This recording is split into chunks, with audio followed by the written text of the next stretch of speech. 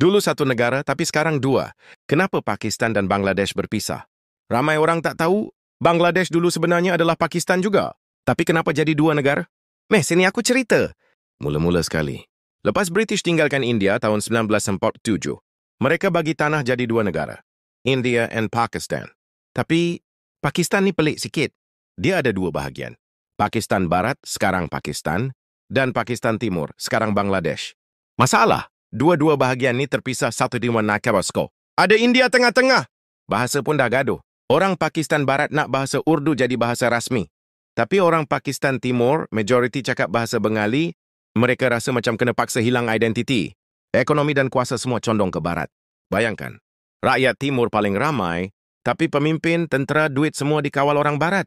Rasa dianiaya, tak dihargai dan tak didengari. Kemuncak berlaku masa pilihan raya 1970.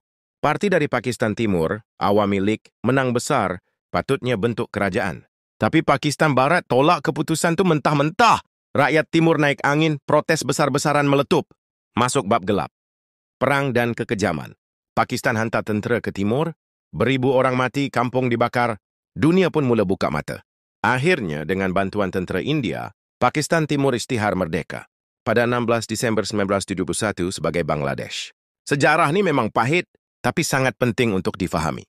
Bayangkan, satu negara boleh berpecah hanya sebab diskriminasi, bahasa dan kuasa politik.